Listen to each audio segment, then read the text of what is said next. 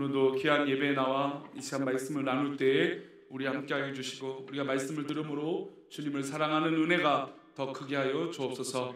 우리와 함께하시고 또 전하는 저에게 또 듣는 우리 모든 성도에게 같은 마음을 주옵소서. 감사하고 거룩하신 예수 그리스도 이름으로 기도 올려옵나이다. 아멘. 세상에서 가끔 들린 이번 주도 정치적으로라고 말하기는 좀 어렵지만 그 소위 말하는 음모론이라는 것이 있습니다. 성도님들이 알고 있는 음모론은 무엇이 있습니까? 음모라고 한다는 건 알려지지 않은 이야기, 그리고 보여지는 얘기가 아니라 다른 의도의 이야기들, 이제 그런 이야기들을 하고 있는 것입니다. 근데 음모론이 가장 많은 게 사실은 기독교 역사 가운데 굉장히 많아요. 초대교회에서도 어떤 음모가 많았냐면 예수님이 진짜 인간의 몸을 입고 왔느냐, 하나님의 아들이신 예수님이 어떻게 인간의 몸을 입을 수 있느냐, 그리고 마리아에게 태어난 것이 맞느냐, 이런 이 의심들이 있었던 것이죠. 근데 실제로 예수님을 만난 사람들이 기록을 보면 굉장히 기록적이고 역사적인 걸 알 수 있어요. 그런 로마의 역사에서도 나오고 또 역사학자의 기록물에서도 나오고 또 수많은 기독교인들이 증거하고 있는 것이죠. 근데 세상 사람들이 볼 때는 성경만 보니까 성경만 있는 얘기를 우리가 어떻게 믿을 수 있어 라고 하지만 그것은 아니죠. 사실은 역사적으로 굉장히 기록이 잘 되어져 있는 것을 알 수 있습니다. 하지만 세상 사람들은 음모가 아니냐라고 하는 이야기들을 하죠. 또 가장 유명한 음모론이 이야기한다면 우리 2001년 9월 11일에 있었던 미국에 있던 테러죠. 그 테러의 배후가 이제 빈 라덴이라고 지목되고 배후가 되어서 전쟁을 하고 또 몇 년 전에는 또 이 사살을 했다라고 하는 뉴스들이 나옵니다. 근데 수많은 전 세계 사람들이 또 다른 음모가 있는 것은 아닌가, 저 강대국 미국이 또 다른 어떤 배경과 음모를 갖고 있었던 것은 아닌가, 이런 이야기가 있어요. 인류의 달 최초로 착륙했던 어떤 그런 달 착륙에도 뭔가 다른 음모가 있었던 건 아니냐, 이런 호기심들이 있습니다. 근데 이 음모가 그냥 호기심이면 괜찮지만 만약에 진짜 사실로 드러나게 되면 어떻게 될까요? 그래서 우리나라도 촛불을 든 적이 있죠. 제가 정치적으로 얘기하는 거 아닙니다. 우리가 예전에 탄핵했던 일들은 왜 있었습니까? 설마 정말 그럴 거야? 라고 했는데 진짜였던 거죠. 그래서 정말 온 국민이 분노해서 전 세계 유례에 없는 이 탄핵을 하고 또 이 헌법재판소에서 합치를 선언하는 그런 일도 있었습니다. 지금도 또 그 반대에 계신 분들은 그것도 음모 아닌가라고 말하는 경우도 있어요. 그러니까 사람들은 보여지는 어떤 사실보다는 보이지 않는 이야기들에 대해서 궁금해합니다. 왜 그럴까요? 호기심이 많기 때문이에요.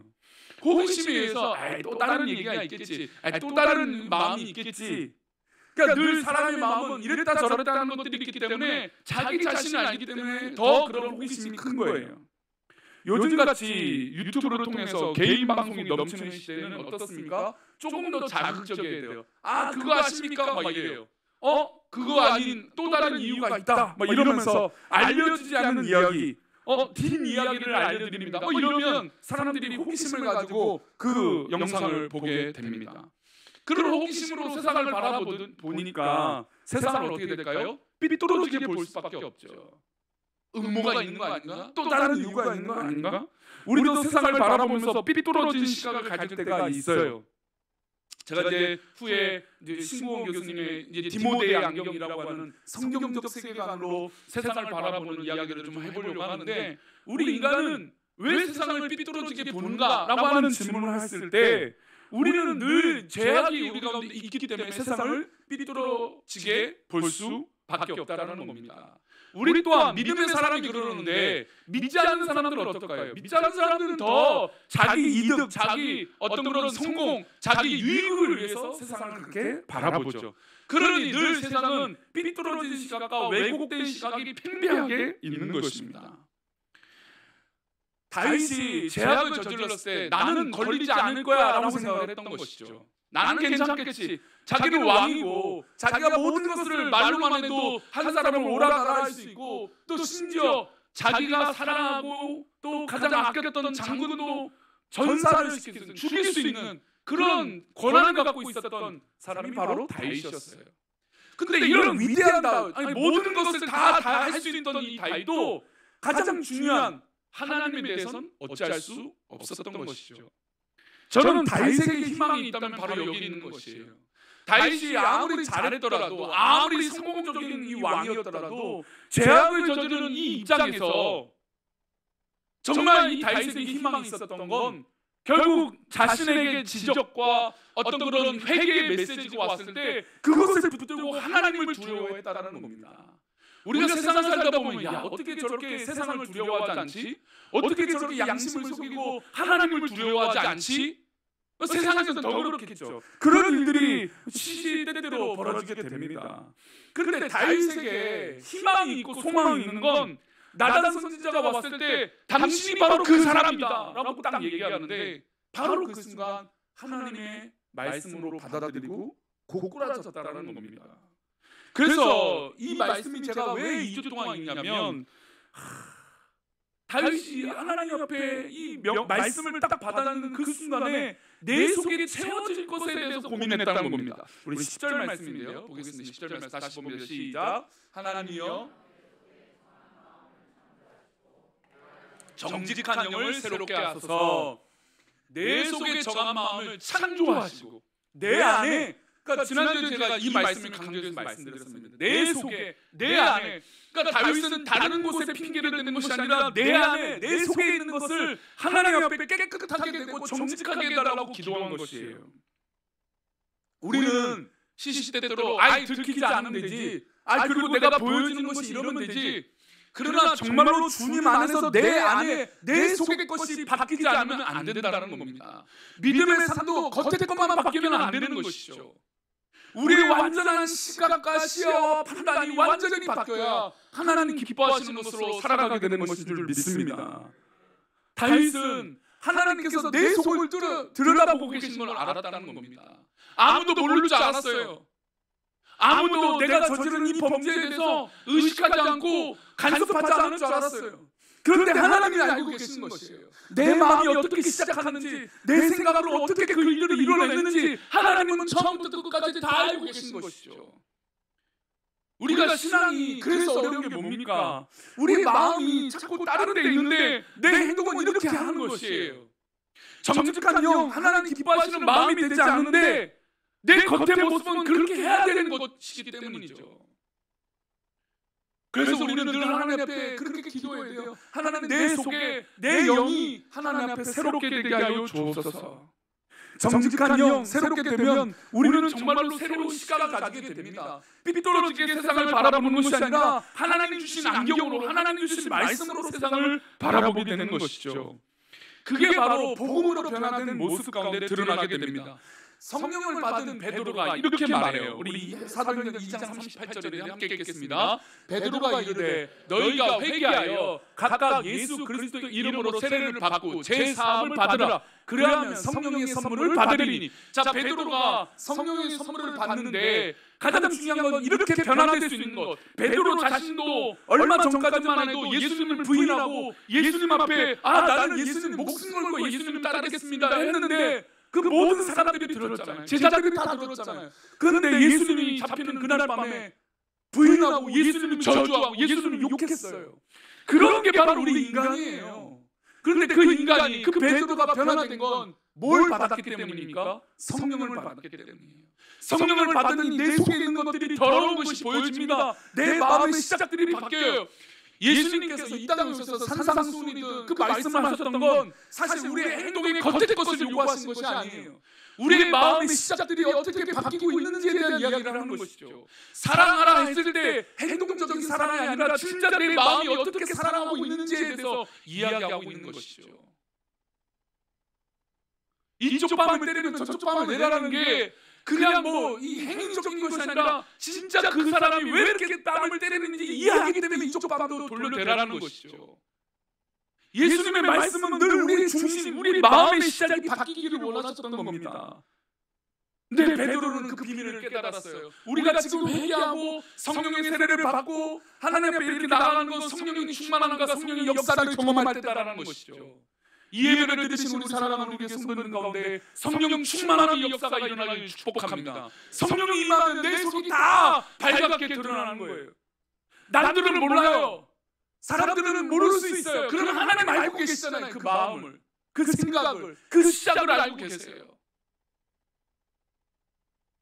그래서 베드로는 성령의 선물을 받아야 우리의 시각이 바뀌고 우리의 생각이 바뀌고 우리의 발걸음이 바뀌고 우리가 보여주는 행동도 결국에 그래서 바뀌게 된다라는 것입니다.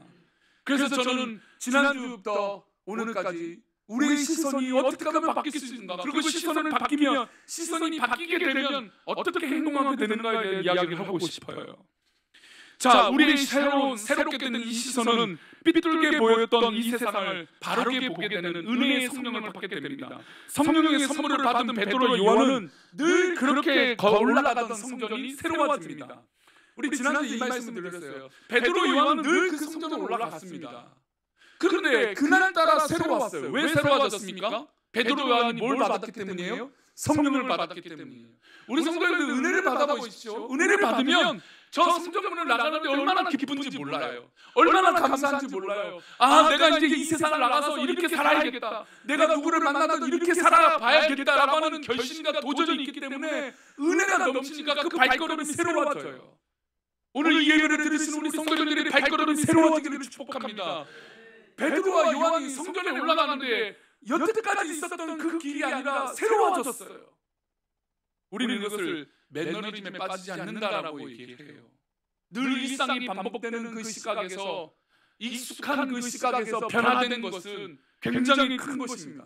우리가 세상의 성공을 제가 얘기하는 건 아니지만 세상에서 정말 어떤 이 성공을 얻으려면 어떻습니까? 새롭게 보는 시각이 필요해요. 안 된, 이거 어려울 거야, 힘들어 하면 거기까지. 그러나 그것을 변화시키고 해봐야겠지, 도전을 받으면 새로워질 수 있는 것입니다. 그런 시각이 굉장히 중요한 것이죠. 베드로 요한은 원래 올라가던 그 성전이 오늘따라 새로웠습니다. 3장, 사도행전 3장 1절인데요. 한번 읽어보겠습니다. 사도행전 3장 1절입니다. 함께 읽겠습니다. 시작. 제9시 기도 시간에 베드로와 요한이 성전에 올라갔어요. 자, 정해진 시간입니다. 유대인들은 늘 정해진 시간에 기도하는 사람들이에요. 우리도 늘 정해진 시간에 기도하고 예배하는 사람들이잖아요. 주일 11시만 되면 우리는 대예배다, 예배를 드려야 된다라고 생각하는 사람들입니다. 정해진 시간인데 늘 그렇게 기도하고 예배하는데 이날따라 이 성전이 올라가는데 새로워요. 뭐가 새롭냐? 이 성전에는 늘 구걸하는 사람들이 있었어요. 우리 3장 2절인데요. 보겠습니다. 시작. 나면서 못 걷게 된 이를 사람들이 메고 오니 이는 성전에 들어가서 사람들에게 구걸하기 위하여 날마다 미문이라는 성전문에 두는지라. 성전 미문 앞에 날마다 이 나면서 걷지 못한 사람들이 앉아 있었어요. 그 사람들이 하는 건, 성전에 올라가는 사람들은 적어도 마음이 좋으니까 그 사람들에게 구걸하면 조금 더 구걸이 잘 되는 거예요. 그러니까 조금 표현한다면 명단이죠. 이 구걸하기 좋은 곳이 바로 성전 문 앞이에요. 그러면 사람들이 도움을 줘서 이 사람을 성전 앞에 둬서 구걸하도록 도운 거예요. 이 사람은 늘 이 성전에 올라온 목적이 있습니다. 이 성전에서 뭘 하기 위해요? 목적은 구걸이에요. 이 사람은 낫기 위함도 아니고 어떻게든 구걸을 잘 되어져서 내가 먹고 사는데 걱정 없이 살아야겠다라고 하는 의미로 이 자리에 앉아 있는 것이죠.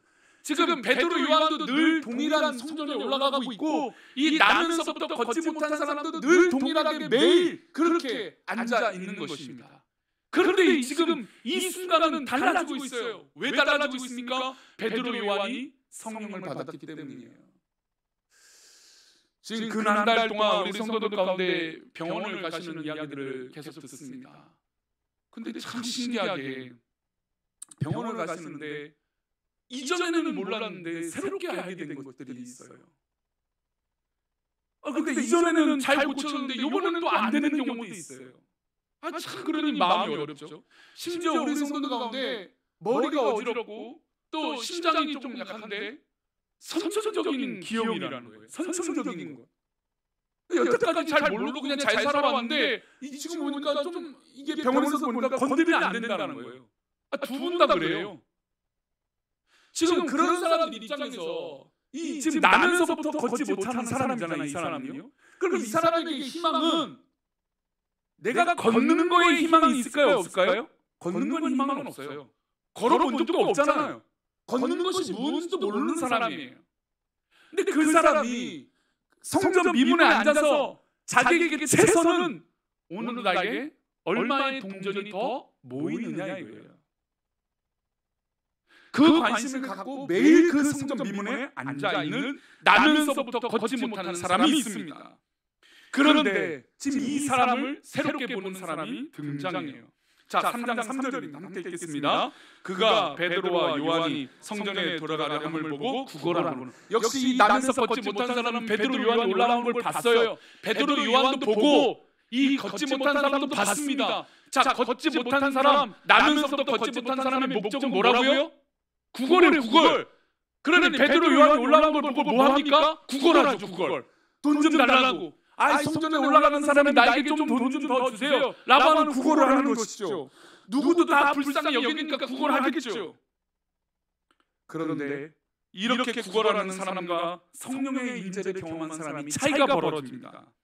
자, 사도행전 3장 4절은 이 차이점에 대해서 얘기를 하고 있습니다. 3장 4절이요. 함께 읽겠습니다. 4절 말씀 시작. 베드로와 요한과 더불어 주목하여 이르되 우리를 보라 하니. 자, 베드로와 요한이 그 걷지 못한 사람들의 걷지 못한 사람에게 이야기합니다. 야, 나 봐봐. 우리 봐봐. 우리 보세요 라고 했습니다. 우리를 주목하세요. 그러면 구걸하는 사람 입장에서는 지금 나를 보라니까 어떻게 무슨 얘기일까요? 야, 이 사람이 평소에 나에게 보통 지나갈 때마다 동전을 툭 던져줄 텐데 지금 나를 보라니까 동전이 아니라 좀 더 뭐 은하 아니면 큰 돈인가 보다. 그런 기대감으로 구걸하는 사람이 이 사람을 보지 않았을까요? 베드로 요한을 보지 않았을까요? 근데 지금 베드로 요한은 우리가 알다시피 왜 뭐라고 합니까? 아예 시작이 달라요. 그러니까 우리가 세상을 바라보고 신앙의 안에서 믿음으로 바라보는 건 아예 다른 시각이에요. 우리는 이 시각이 필요한 거죠. 우리는 알고 있습니다. 베드로 요한이 왜 이를 보라고 했습니까?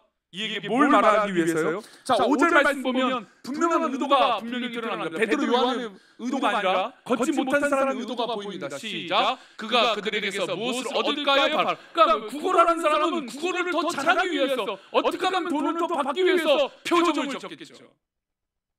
저도 중학교 때 맞으면서 선생님들이 때리면서 하는 시대에 살았기 때문에 어느 날 지각을 했어요. 그러면 이제 선생님들이 학교 앞이나 아니면 이제 뭐 혼을 내잖아요. 그러면 평소에 당당한 표정이 어떻게 됩니까? 최대한 불쌍한 표정을 줘야 돼요. 어쩔 수 없이 지금 막 최대한 빨리 오려고 했는데 집안에 무슨 일이 있는 것처럼 말을 하지 않아. 말하면 또 혼나니까, 한 대 더 맞으니까. 어떻게든 그 표정을 다 녹여내야 돼요. 그러니까 세상 불쌍한 표정을 다 지어서 선생님이 어쩔 수 없습니다 해야 세게 만질 걸 좀 살살 맞을 수 있어요. 근데 그 연기를 잘못하면 어떻게 돼요? 더 세게 맞겠죠. 이 구걸하는 사람 입장은 지금 나를 보라니까 어떻게 해요? 더 많이 구걸을 받기 위해서 표정과 어떤 몸짓이 다 녹아졌을 거예요. 그런데 이에게 베드로 요한이 이렇게 말합니다. 3장 6절입니다. 우리가 너무나 잘 알고 있는 말씀이죠. 함께 읽겠습니다. 시작. 베드로가 이르되 은과 금은 내게 없거니와 내게 있는 이것을 내게 주노니 나사렛 예수의 이름으로 일어나 걸어라 하고. 할렐루야. 베드로 요한이 이전에는 이렇게 말할 수 있는 사람이 아니었어요. 그러나 성령의 선물을 받고 성령이 충만한 사람이 되니까 세상 사람들은 돈을 달라고 하지만 그에게 복음을 얘기하는 것이죠. 예수 그리스도를 얘기하는 것이에요. 그에게 은과 금은 나이가 없습니다. 아마 이 얘기까지 했으면 아마 이 구걸하는 사람은 실망했을 거예요. 아니 은도 금도 없으면서 나를 보라고? 에이 기분 나빠. 그랬을지 모릅니다. 그런데 내게 있는 것이 있다고 합니다. 내게 있는 것이 무슨 이름입니까? 나사렛 예수 그리스도 이름이 내게 있다라는 겁니다. 우리 성도들 가운데 나사렛 예수 그리스도 이름이 있기를 축복합니다. 우리가 세상을 새롭게 보고 또 이 세상에서 새롭게 살아가는 건 내 눈이, 내 마음이, 내 생각이 예수 그리스도로부터 예수 그리스도를 소개해야 되는 것이죠. 그게 복음 아닙니까? 뭐 이 교회가 뭐 부흥하기를 원하는데 그냥 뭐 우리가 커지기 위해서 부흥하기 원합니까? 뭐 이인수 목사가 잘나지기 위해서 뭐 부흥합니까?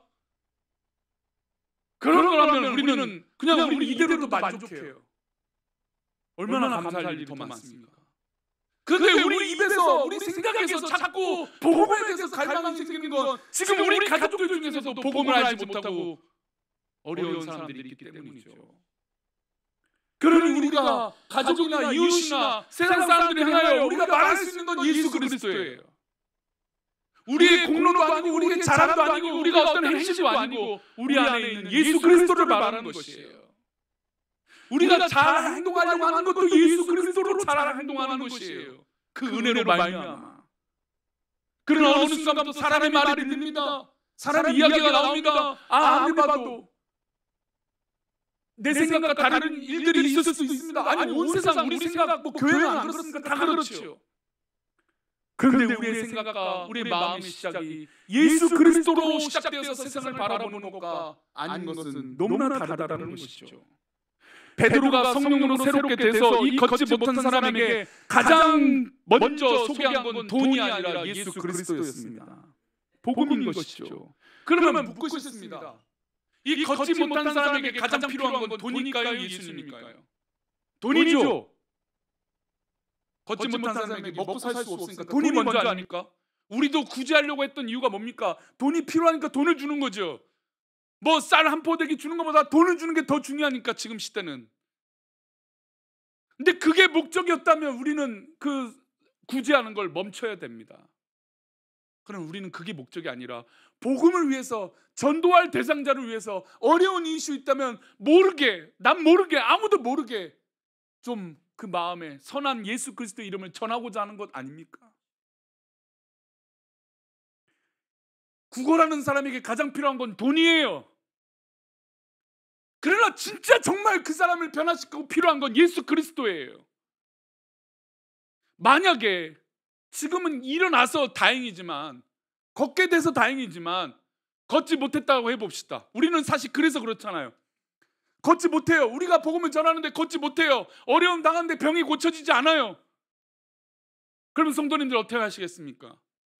그래도 우리는 예수 그리스도가 우리 입에서 나와야 되는 것이죠. 자꾸 우리는 다른 방법, 다른 이유, 다른 어떤 결과가 있을 거라고 생각하지만 아닙니다. 우리의 결과, 우리의 생각의 시작은 예수 그리스도예요. 그리고 이 시대는 놀라운 기적을 베풀어 주십니다. 아니 우리 한국교회도 그런 역사가 있었어요. 제가 예전에도 말씀드렸지만 제가 한강에 집회가 하는데 한강에서 부흥회가 일어났는데 진짜 휠체어를 내가 보는 동네 사람 걷지 못한 사람이에요. 다친 사람이에요. 근데 부흥회 하는데 진짜 일어났어요. 우리 한국교회 70년, 80년, 90년대는 그런 역사가 일어났어요. 실제로. 물론 지금도 일어나지만 빈도수로 따지면 막 극적인 변화가 얼마나 많이 일어나는지 몰라요. 그러면 지금은 극적인 변화가 일어나지 않다고 해서 예수 그리스도를 말하지 않겠습니까? 아니라는 것이죠. 그 결과는 주께 맡기고 우리 입에서 가장 먼저 필요한 건 예수 그리스도라고 말할 수 있는 믿음의 능력, 믿음의 변화가 일어나기를 소망합니다. 이런 믿음의 변화가 없어서는 어떻게 예수님에 대해서 말할 수 있겠습니까? 그래서 베드로 요한이 그의 손을 잡고 이렇게 세워줍니다. 어떻게 됐을까요? 3장 7절과 8절인데 두 절 말씀 이어서 보겠습니다. 오른손을 잡아 일으키니 발과 발목이 곧 힘을 얻고 8절입니다.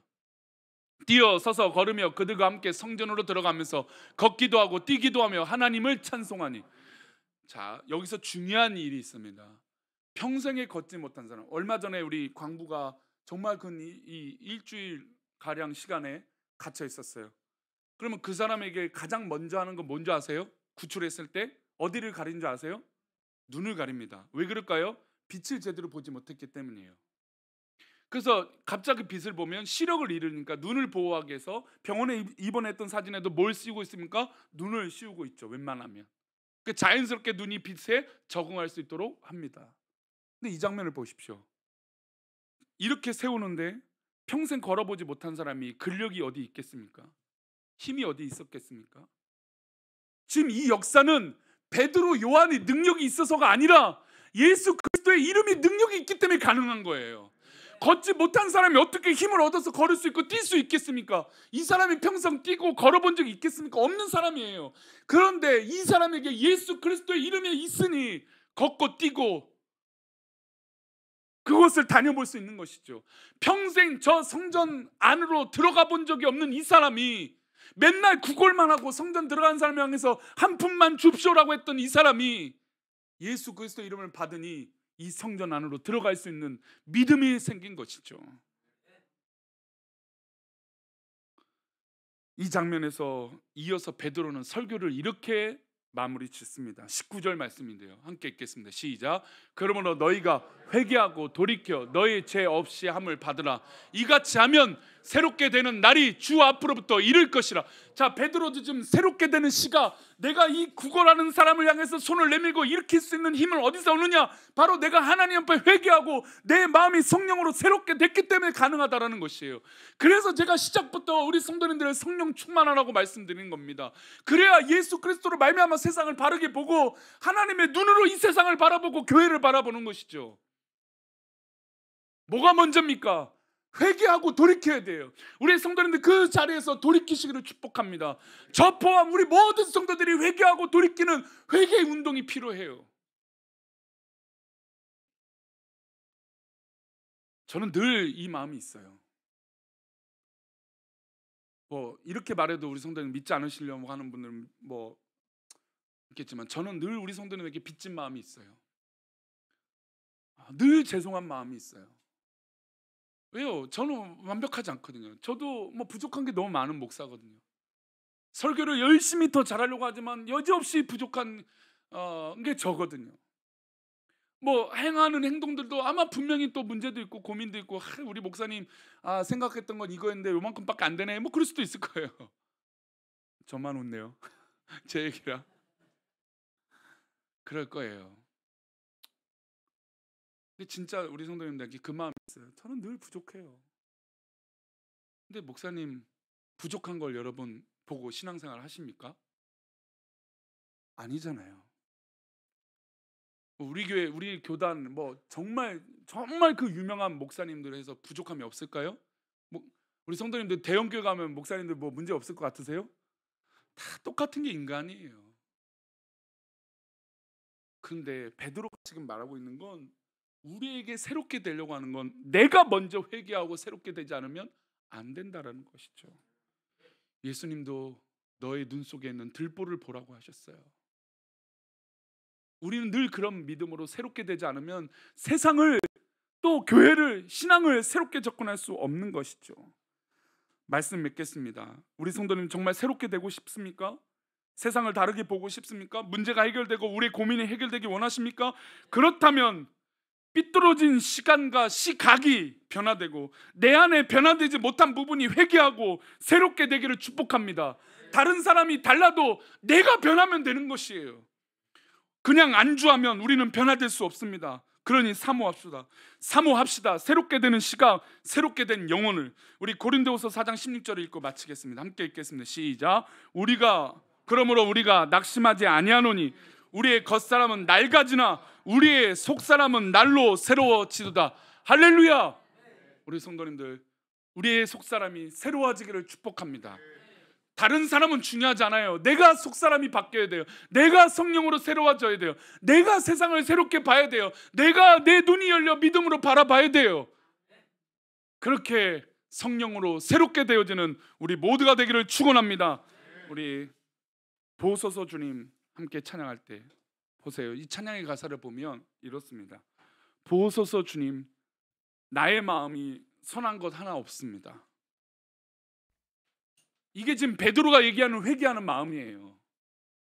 내가 선한 줄 알고 그렇게 옳다라고 하지만 선한 게 없어요. 그러나 내 모든 걸 어떻게 해요? 주께 드려요. 선한 것이 없는데 왜 주님께 드립니까? 근데 주님이 받아주신다는 것이죠. 사랑으로 안아주신다는 것이죠. 문제는 내가 새롭게 될 마음이 없는 사람이 문제라는 것이에요. 우리 성도님들 새롭게 되시기를 축복합니다. 우리 그런 마음으로 찬양하겠습니다.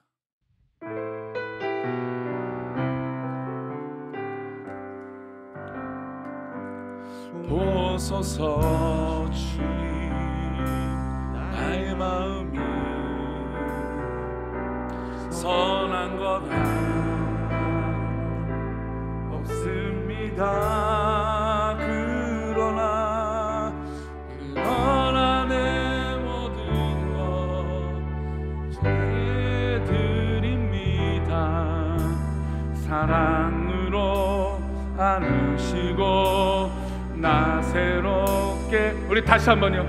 보소서 보소서 주님, 나의 마음은 아멘 선한 것 하나 아멘 없습니다. 그러나 내 모든 것 주께 드립니다. 사랑으로 안으시고 나 새롭게 하소서. 주님 마음 내게 주소서. 내 아버지 주님 마음 내게 주소서. 아멘. 나를 향하신 주님의 뜻이 이루어지도록 주님 마음, 우리 다 같이 일어나서 고백하겠습니다. 주님 마음 내게 주소서. 주님 마음 내게 주소서. 내 아버지 주님 마음 내게 주소서. 나를 향하신 주님의 뜻이 이루어지도록 주님 마음 내게 주소서. 우리 시간이 좀 지났지만 우리 짧게라도 한번 기도합시다. 하나님, 내 마음을, 내 생각을 받아주소서. 내 이 부족한 나를 하나님 받아주옵소서. 하나님, 나를 새롭게 하여 주시고 내 마음이 주님 앞에 있기를 원합니다. 내 생각이 주님 앞에 있기를 원합니다. 내 모든 것이 주님 앞에 있기를 원합니다. 우리 그런 마음으로 하나님 앞에 기도하겠습니다. 우리 다 같이 기도합니다. 하나님 아버지, 우리의 생각과 우리의 마음이 주 앞에 있기를 원합니다. 내 마음을 새롭게 하여 주옵소서. 내 생각을 새롭게 해 주옵소서. 아버지,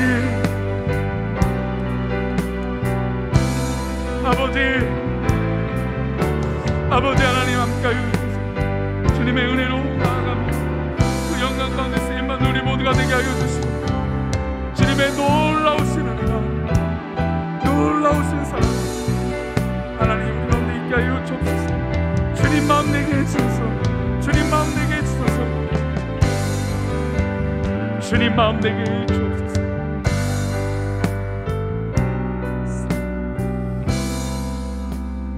기도합니다. 하나님 아버지, 참 이 목사가 이 설교를 하면서도 마음이 무거운 건 사실 우리 성도들은 다 열심히 하고 있습니다. 다 잘하고 있습니다. 근데 잘하고 있는 성도들에게 또 새롭게 되라고 하는 것은 참 어려운 일입니다. 그러나 하나님, 우리가 이것을 인간적으로 바라보는 것이 아니라 하나님 마음이 정말로 내 안에 새롭게 되어졌는지, 정말 성령으로 이 세상을 바라보고 있는 것인지, 복음으로 내 행동과 내 말이 나오고 있는지, 정말 예수 그리스도가 내 안에 가득해 있는지, 그것을 바라보는 저와 우리 모든 성도들이 되게 도와주옵소서. 우리 사랑하는 우리 교회가 예수 그리스도로 그렇게 견고한 믿음의 교회가 되도록 인도하여 주시옵소서. 믿음이 없는 자에게 믿음을 주옵시고, 성령이 필요한 자에게 성령 충만함을 주시고, 걷지 못한 자에게 걸을 수 있는 능력을 주시고, 일어나 걸어라 나사렛 예수의 이름을 선포할 수 있는 우리 믿음의 삶이 되도록 인도하여 주옵소서. 우리를 그렇게 인도하실 것에 믿고 감사하며 거룩하신 예수 그리스도 이름으로 기도 올려옵나이다. 아멘. 이제는 우리 주 예수 그리스도의 은혜와 아버지 하나님의 크신 사랑과 성령님의 감화 감동 위로 교통하심이 오늘 말씀을 듣고 하나님, 내 안에 선한 것이 하나도 없습니다라고 고백하며 베드로의 설교처럼 말씀처럼 우리가 회개하여 새롭게 되어 이 세상을 바라게 보는 것이 나사렛 예수의 이름이 먼저인 것을 고백함으로 우리의 삶에도 우리 손주들에게도 특별히 이 한 주간에 수능이 있어서 수능을 준비하는 우리 자녀들, 우리 손주들, 우리 가족들, 또 미래를 위하여 준비하는 모든 손길들, 우리 남편과 아내와 부모님과 우리 직장과 사업터, 그 모든 것 위에 이제부터 영원까지 함께 계시기를 간절히 축원하옵나이다. 아멘.